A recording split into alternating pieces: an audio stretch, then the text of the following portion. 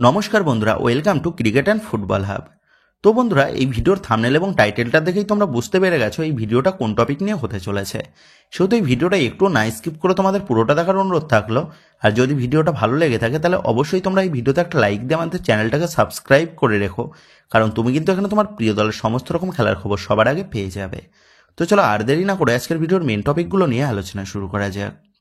So first of all যদি গতকালের match নিয়ে কথা বলা যায়, তো গতকাল মোহনবাগান দল তারা ডুরান্ডে তাদের দ্বিতীয় ম্যাচে মুখোমুখি হয়েছিল বিএসএফ ফুটবল টিমের বিরুদ্ধে, যেখানে মোহনবাগানের থেকে তুলনামূলকভাবে সহজ প্রতিপক্ষ বিএসএফ এর বিরুদ্ধে দলের দুই সাইড ব্যাক পজিশনে তেকচাম অভিষেক সিং এবং আশিস রায়ের পরিবর্তে রিজার্ভ দলের হয়ে দুর্দান্ত পারফরমেন্স করা রোশান সিং এবং লিওয়ানকে প্রথম একাদশে রাখেন কোচ হোসে মলিনা।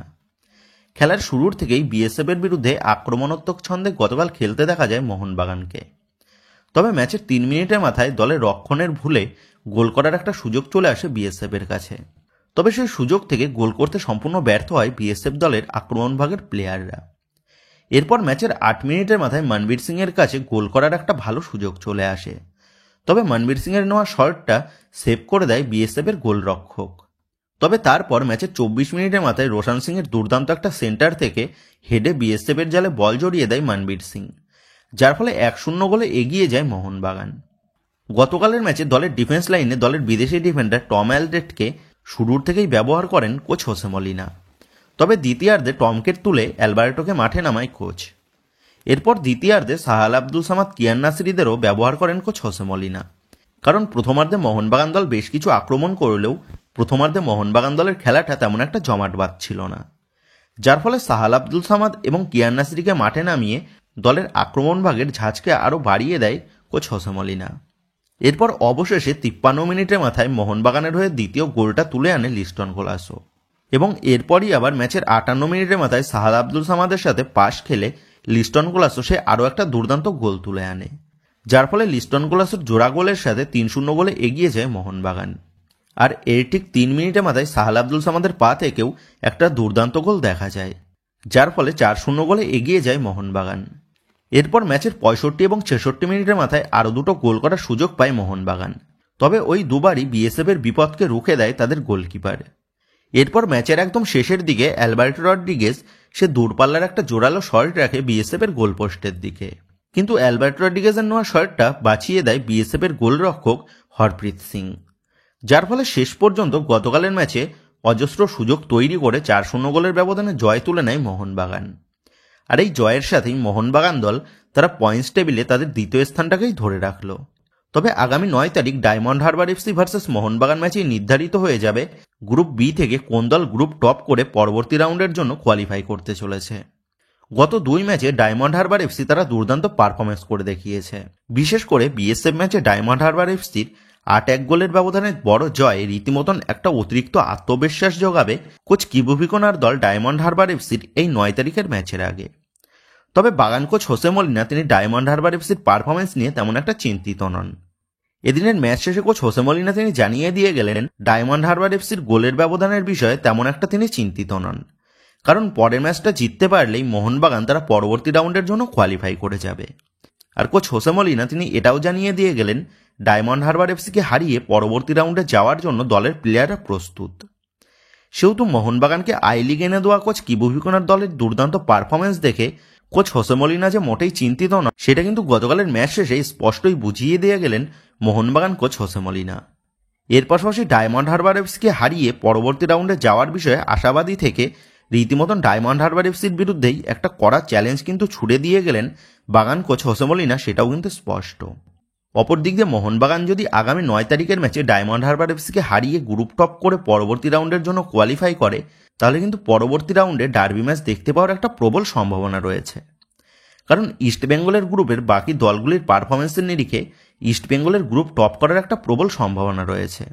সেক্ষেত্রে গ্রুপ এ থেকে ইস্টবেঙ্গল আর গ্রুপ বি থেকে মোহনবাগান টপ করলেই দুই দলের মধ্যে পরবর্তী রাউন্ডে ম্যাচ খেলাতে পারে ডুরান্ড ম্যানেজমেন্ট, কারণ ডুরান্ড ম্যানেজমেন্ট কিন্তু কখনোই চাইবে না ডার্বির মতন একটা বড় ম্যাচ হাতছাড়া করতে।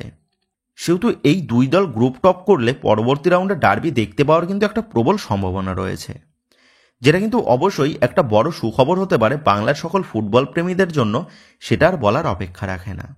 তো যাই হোক, মোহনবাগানের হয়ে ডুরান্ডের 2 ম্যাচে জোড়া গোল করেছে মোহনবাগান দলের তারকা উইঙ্গার লিস্টন কোলাসো। আর 2 ম্যাচে জোড়া গোল করার ফলে লিস্টন কোলাসোর ঝুলিতে এখন গোল সংখ্যা 2 ম্যাচে 4। আর এই 4 গোলের সুবাদেই লিস্টন কোলাসো সে লুকা ম্যাজেন এবং আলাদিনকে পেছনে ফেলে এই মৌসুমে ডুরান্ডের গোল্ডেন বুট জেতার রেসে এগিয়ে এলো। সেহেতু মোহনবাগানের পরবর্তী ম্যাচগুলোতে যদি লিস্টন কোলাসো সে গোল পায়, তাহলে এই মৌসুমে ডুরান্ডে লিস্টন কোলাসো সর্বোচ্চ গোল করে গোল্ডেন বুট পাওয়ার প্রবল দাবিদার হিসাবে নিজেকে কিন্তু প্রমাণ করতে চলেছে, যেটা কিন্তু অবশ্যই বড় একটা গর্বের বিষয় হতে পারে সকল মোহনবাগান সমর্থকদের জন্য, সেটার বলার অপেক্ষা রাখে না। তো বন্ধুরা, তোমরা কমেন্ট করে জানিও গত 2 ম্যাচে লিস্টন কোলাসোর পারফরমেন্সের নিরিখে তোমাদের কি মনে হচ্ছে। লিস্টন কোলাসো সে কি পরবর্তী ম্যাচগুলোতেও গোল করে এই মৌসুমে ডুরান্ডের গোল্ডেন বুটটা জিততে পারবে? এই বিষয়ে তোমাদের কি মতামত তা কিন্তু অবশ্যই নিচে কমেন্ট করে জানিয়ে দিও। তো যাই হোক, এবার পরবর্তী আপডেটটা বেরিয়ে আসছে মোহনবাগান দলের 2 তারকা স্ট্রাইকার জেসন কামিংস এবং জেমি ম্যাকলারেনকে নিয়ে। তো তোমরা সকলেই জানতে 5 তারিখ মধ্যরাতে কলকাতায় পা দিয়ে দিতে চলেছে মোহনবাগান দলের 2 অজিত তারকা স্ট্রাইকার জেসন কামিংস এবং জেমি ম্যাকলারেন। আর ঠিক সেই মতনভাবেই আজ মধ্যরাতে শহরে পা দিয়ে দিলেন মোহনবাগান দলের 2 প্রিয় বিদেশি স্ট্রাইকার জেসন কামিংস এবং জেমি ম্যাকলারেন। এবং যেমনটা খবর, আজ থেকেই দলের অনুশীলনে যোগ দিতে দেখা যাবে মোহনবাগান দলের এই 2 তারকা স্ট্রাইকারকে। সেহেতু ডায়মন্ড হারবার এফসি ম্যাচে বাজিমাত করার জন্য coach Jose Molina Jamie Maclaren এবং জেসন কামিংসকে দলে পেয়ে যাচ্ছে, যেটা কিন্তু আগামী 9 তারিখের ম্যাচের আগে রীতিমতন মোহনবাগান দলের আক্রমণ ভাগের শক্তিকে দ্বিগুণ করতে চলেছে সেটা বলাই যায়। এর পাশাপাশি মোহনবাগান সমর্থকদের নয়নের মণি বিদেশি ডিমিত্রি পেট্রাটস সেও কিন্তু আজ অথবা আগামীকালের মধ্যেই শহরে পা দিয়ে দেবে, যার ফলে ডায়মন্ড হারবার এফসি ম্যাচে মোহনবাগান তারা যে তাদের পূর্ণ শক্তিশালী দল নিয়েই বাজিমাত করতে নামতে চলেছে সেটার বলার অপেক্ষা রাখে না। সেহেতু আগামী 9 তারিখ diamond Harbour FC versus Mohun Bagan ম্যাচটা যে পুরো জমে ক্ষীর হয়ে যেতে চলেছে সেটা তোমরা বলতেই পারো। তো বন্ধুরা, তোমরা কমেন্ট করে জানিও আগামী 9 তারিখ ডায়মন্ড হারবার এফসি নাকি মোহনবাগান, কোন দল বাজিমাত করতে পারে বলে তোমার মনে হচ্ছে? এই বিষয়ে তোমাদের মতামতটা অবশ্যই নিচে কমেন্ট করে জানিয়ে দিও। তো যাই হোক, এবার পরবর্তী আপডেটটা নিয়ে কথা বলার আগে তোমাদের কাছে অনুরোধ থাকলো, তোমরা যারা যারা আমাদের এই ভিডিওটা দেখছো কিন্তু এখনো পর্যন্ত আমাদের ভিডিওতে একটা লাইক করোনি বা লাইক করতে ভুলে গেছো, তারা অবশ্যই আমাদের এই ভিডিওতে একটা লাইক করে দিও। আর রোজ রোজ এইরকম লেটেস্ট আপডেটগুলো সবার আগে পাওয়ার জন্য যারা এখনো পর্যন্ত আমাদের চ্যানেলের সাথে যুক্ত হওনি, তারা আর দেরি না করে আমাদের এই চ্যানেলের সাথে যুক্ত হয়ে যেও। কারণ তোমরা আমাদের সাপোর্ট করলে তোমাদের জন্য কিন্তু রোজ রোজ এইরকম লেটেস্ট কন্টেন্টগুলো নিয়ে আসতে আমাদেরও ভালো লাগে। সেহেতু অবশ্যই আমাদের এই ভিডিওতে একটা লাইক দিয়ে তোমরা আমাদের এই চ্যানেলটাকে সাবস্ক্রাইব করে রেখো। তো যাই হোক, এবার পরবর্তী বিষয়টা হচ্ছে মোহনবাগান দলের প্রাক্তন ভারতীয় উইঙ্গার আশিক কুরুনিয়ানকে নিয়ে। তো তোমাদের এর আগেই জানিয়ে দিয়েছিলাম আইএসএল অনুষ্ঠিত হওয়ার বিষয়ে এখনও পর্যন্ত নির্দিষ্ট কোনো রকম সবুজ সংকেত না মেলায় আইএসএলের 8 ফ্র্যাঞ্চাইজি নিজেদের দল তুলে নেওয়ার ইঙ্গিত দিয়েছে এআইএফএফ ও এফএসডিএল এর কাছে। এর পাশাপাশি আবার ওড়িশা এফসি এবং চেন্নাইন এফসি ম্যানেজমেন্ট তারাও তাদের অর্থনৈতিক দিকটা ব্যালেন্স করার জন্য তাদের দলের বেশ কিছু সাপোর্টিং স্টাফ এবং প্লেয়ারদের বেতন দেওয়া বন্ধ করে দিতে বাধ্য হয়েছে। তবে এবার কিন্তু ওড়িশা এফসি এবং চেন্নাইন এফসির পথ ধরেই এগিয়ে চলেছে বেঙ্গালুরু এফসি ম্যানেজমেন্টও। গতকাল বেঙ্গালুরু এফসির তরফ থেকে অফিসিয়ালিভাবে জানিয়ে দেওয়া হয়েছে আগামীতে আইএসএল অনুষ্ঠিত হওয়ার বিষয়ে নির্দিষ্ট কোনো রকম ধারণা না মেলায় তারা তাদের প্লেয়ারদের স্যালারি দেওয়াটা বন্ধ করে দিচ্ছে, যার ফলে রীতিমতন কিন্তু সমস্যার মধ্যে পড়েছে বেঙ্গালুরু এফসি দলের প্লেয়াররা, যাদের মধ্যে রয়েছে সদ্য মোহনবাগান ছেড়ে বেঙ্গালুরু এফসি দলে যোগ দেওয়া আশিক কুরুনিয়ানো। আর আইএসএল এর এই 8 ম্যানেজমেন্টের তরফ থেকে দেওয়া চিঠির উত্তরে গতকাল এআইএফএফ এর তরফ থেকেও জবাব জানানো হয়েছে। গতকাল এআইএফএফ এর তরফ থেকে যেমনটা জানানো হয়েছে, আগামী 7 তারিখ ওই 8 ফ্র্যাঞ্চাইজির কর্মকর্তাদের সাথে বৈঠকে বসবে এআইএফএফ এর কর্মকর্তারা। সেহেতু ভারতীয় ক্লাব ফুটবলের এই অন্ধকার সময়টা কেটে কত তাড়াতাড়ি আশার আলো ফোটে সেই দিকেই আমাদের নজর থাকবে। তো যাই হোক, এবার পরবর্তী আপডেটটা বেরিয়ে আসছে ইস্ট বেঙ্গলকে নিয়ে।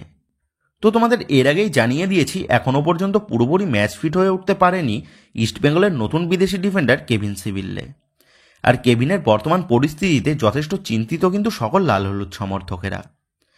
তবে বর্তমানে দাঁড়িয়ে এই কেভিনকে নিয়ে যে সুখবরটা বেরিয়ে এসেছে সেটা হচ্ছে গতকাল দলের সাথে অনুশীলন করেছেন কেভিন।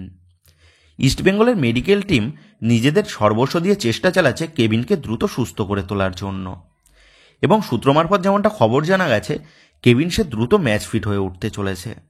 তবে কেভিন সে দ্রুত সুস্থ হয়ে উঠলেও আগামী নামধারী ম্যাচে কেভিনের মাঠে নামার সম্ভাবনাটা কিন্তু খুবই কম। সেহেতু খুব সম্ভবত ইস্টবেঙ্গলের গ্রুপ পর্বের শেষ ম্যাচ বা পরবর্তী রাউন্ডের প্রথম ম্যাচ থেকেই কেভিনকে আমরা মাঠে দেখতে পেতে চলেছি ইস্টবেঙ্গল দলের ডিফেন্স লাইনে আনোয়ার আলীর সাথে জুটি বেঁধে ডিফেন্স লাইনকে নেতৃত্ব দিতে। আর এই কেভিনের পাশাপাশি ইস্টবেঙ্গল দলের ভারতীয় মিডফিল্ডার সৌভিক চক্রবর্তী সেও কিন্তু তার চোট সারিয়ে গতকাল পুরো দলের সাথে অনুশীলনে যোগ দিয়েছে।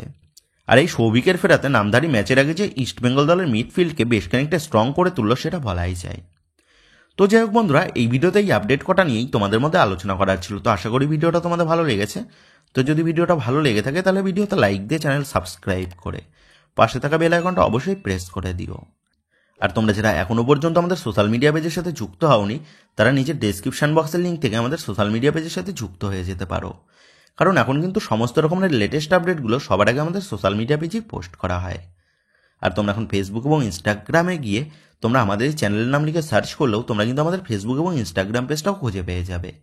সেক্ষেত্রে তোমার প্রিয় দলের সমস্ত রকম লেটেস্ট আপডেট সবার আগে জানার জন্য এবং আমার সাথে সরাসরি যে কোনো বিষয়ে কথা বলার জন্য তোমরা অবশ্যই মনে করো আমাদের সোশ্যাল মিডিয়া পেজের সাথে যুক্ত হয়ে যেও। তো বন্ধুরা, এই ভিডিওটা এটুকুই ছিল। তো আসি বন্ধুরা, দেখা হচ্ছে পরের ভিডিওতে।